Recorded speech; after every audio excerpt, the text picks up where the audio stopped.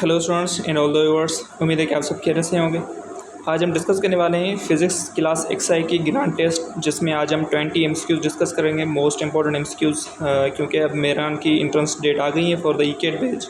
ठीक है, जिसमें आपकी टेस्ट डेट है 24, 25 और 26। ठीक है, और इससे पहले मैं आपसे कुछ बात डिस्कस करूं कि मैंने एक मॉक टेस्ट रखी है 22 जून पे।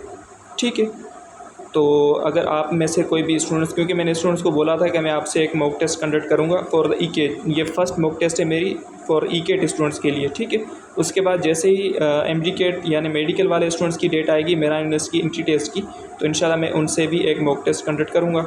ठीक है, उसके बाद अदर ग्रुप्स हैं जैसे कंप्यूटर हो गया, तो उसकी भी इंशाल्लाह मैं आपसे एक मॉक टेस्ट कंडक्ट करूँगा।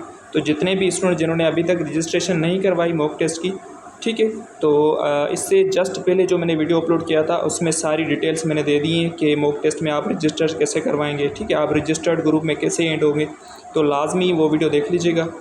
ठीक है स्टूडेंट्स, और अगर आप बिना सब्सक्राइब किए देख रहे हैं, उस चैनल पे न्यू है तो चैनल को लाजमी सब्सक्राइब कर दीजिएगा। और इसी चैनल पे मैंने 55+ वीडियोज़ अपलोड कर दिए हैं, जिसमें हमने 3 सेक्शन डिस्कस किए थे बहुत अच्छे तरीके से, मैथमेटिक्स, फिज़िक्स एंड केमिस्ट्री के। तो अगर आपने वो वीडियोज़ नहीं देखे तो लाजमी वो वीडियोज़ भी देख लीजिएगा। ठीक है, तो स्टार्ट करते हैं आज के इस वीडियो लेक्चर को। आज के इस वीडियो लेक्चर में हम डिस्कस करेंगे फिज़िक्स क्लास एक्सआई की ग्रांड टेस्ट के 20 एमसीक्यूज़, यानी मॉक टेस्ट को अटैम्प्ट करने से पहले ये वीडियोज़ आपको देखना लाजमी होंगे। ठीक है, और इसके बाद इंशाल्लाह केमिस्ट्री क्लास एक्सआई के भी मैं ग्रांड टेस्ट एक अपलोड करूँगा। ठीक है, तो आज के इस वीडियो लेक्चर में आपका पहला जो क्वेश्चन है, what is the SI unit of charge. Charge का एसआई यूनिट क्या है, एम्पेयर, कूलम, न्यूटन या जूल। तो इसका करेक्ट ऑप्शन हर एक स्टूडेंट को पता है कि coulomb is the SI unit of charge, तो इसका बी ऑप्शन जो है वो करेक्ट है। सेकंड क्वेश्चन है, the gravitational force between two objects is if the mass of both objects is doubled and the distance between them is half, the new force will be। अब देखें, ये law of gravitation ने Isaac Newton जिसने दिया था कि F = g(m1m2) divide by r², ये formula हम पढ़ते हैं। ठीक है, जी हम कहते हैं ग्रेविटेशनल कांस्टेंट को। अब ये कह रहा है कि अगर दो ऑब्जेक्ट्स का जो फोर्स है वो F है, अगर मास को आप डबल करेंगे, यानी एक ऑब्जेक्ट का मास डबल दूसरे का डबल, तो 2 2 4 हो जाएगा, मतलब m1 × m2 4। एंड अगर डिस्टेंस को अगर आप हाफ़ करेंगे तो 1/2, और 1/2 का स्क्वायर करेंगे तो 1/4 हो जाएगा, और 4 जब आप मल्टीप्लाई करेंगे 4 से तो 16 हो जाएगा, मतलब ग्रेविटेशनल फोर्स जो है ये आपका 16 टाइम इंक्रीज़ हो जाएगा। ठीक है, तो इसका करेक्ट ऑप्शन नंबर डी होगा। उसके बाद थर्ड क्वेश्चन है, which are the following is a scalar quantity. तो कौन सी स्केलर क्वांटिटी है, वेलोसिटी, एक्सेलरेशन, फोर्स या एनर्जी। तो इसका करेक्ट ऑप्शन है energy is a scalar quantity. Velocity भी वेक्टर है, acceleration and force also vector. उसके बाद फोर्थ क्वेश्चन है, if an object moves with the constant speed in circular path its motion is. अगर कोई भी ऑब्जेक्ट कांस्टेंट स्पीड से move करेगा सर्कुलर पाथ में, तो उसका मोशन क्या होगा, not accelerated, uniformly accelerated, radially accelerated या टेंजेंशियली एक्सेलरेटेड। ठीक है, तो उसे हम कहते हैं रेडियली एक्सेलरेटेड। ठीक है, कांस्टेंट स्पीड जो मैंने नीचे एक्सप्लेनेशन लिखी है आप वो भी पढ़ सकते हैं। Constant speed in a circular path implies centripetal radial acceleration. ठीक है, तो इसका करेक्ट ऑप्शन है रेडियली एक्सेलरेटेड। फिफ्थ क्वेश्चन है, the work done is moving positive charge on an equipotential surface is. अगर आपके पास इक्विपोटेंशियल सरफेस है तो उस पर वर्क डन क्या होगा। अब जाहिर सी बात, अगर इक्विपोटेंशियल सरफेस होगा तो उस पर हमेशा work done by the charge हमेशा 0 होता है, तो इसका करेक्ट ऑप्शन जो है वो 0 ही होगा। आप एक्सप्लेनेशन भी पढ़ सकते हैं। उसके बाद सिक्स क्वेश्चन है, Ohm's law states that. Ohm's law क्या स्टेट करता है, इसकी स्टेटमेंट क्या है। ठीक है स्टूडेंट्स, तो ये आपके पास ऑप्शंस हैं A, B, C and D।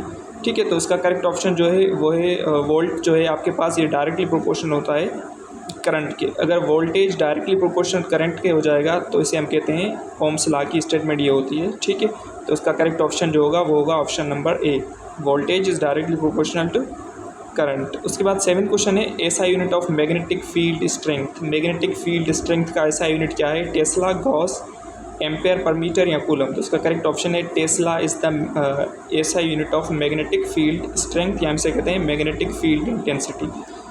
ठीक है, उसके बाद 8 क्वेश्चन है, kinetic energy is given by the formula. तो काइनेटिक एनर्जी का फार्मूला क्या है, तो इसका करेक्ट ऑप्शन है काइनेटिक एनर्जी का ½ mv²।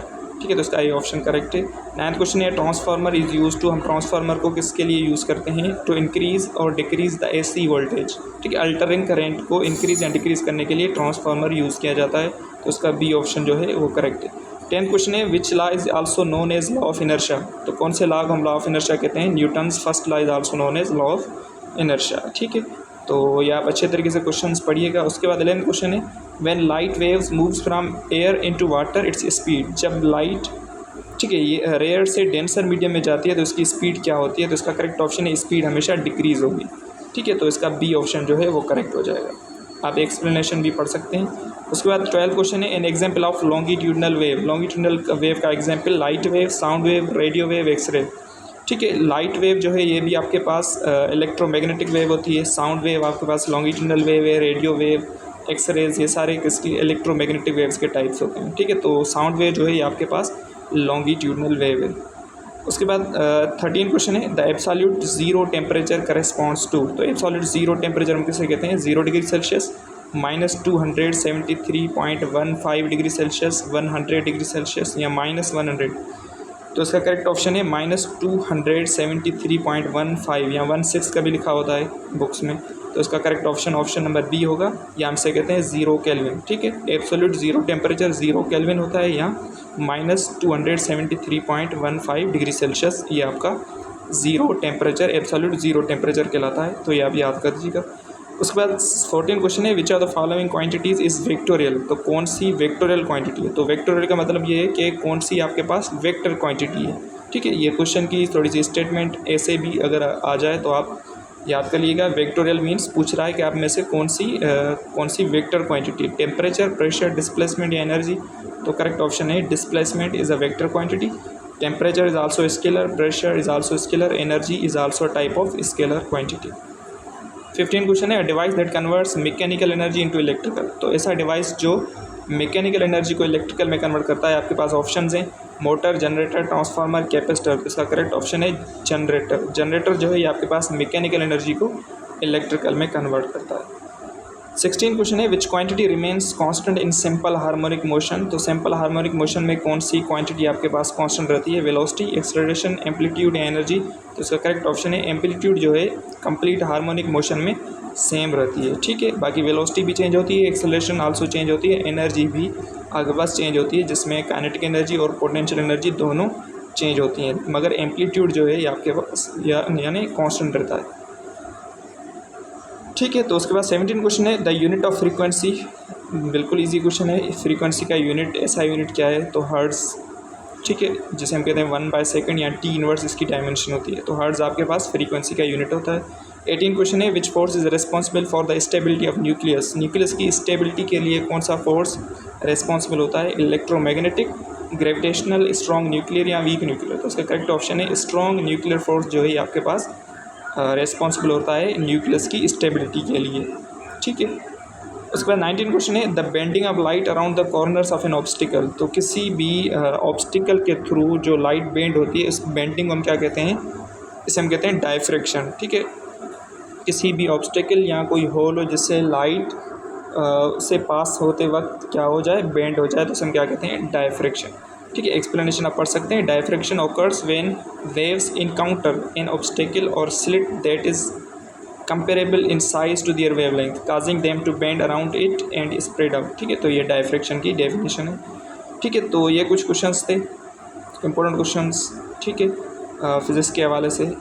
तो ये क्लास एक्सरसाइज की फ़िज़िक्स के क्वेश्चंस हैं, तो ये लाजमी आप पढ़ लीजिएगा। ठीक है सुन, तो अगर आप बिना सब्सक्राइब किए देख रहे हैं तो चैनल को लाजमी सब्सक्राइब कर दीजिएगा। ठीक है, और मॉक टेस्ट को लाजमी ज्वाइन करिएगा। 22 पे आपकी मॉक टेस्ट होगी। ठीक है, तो मिलते हैं नेक्स्ट वीडियो में। Thank you.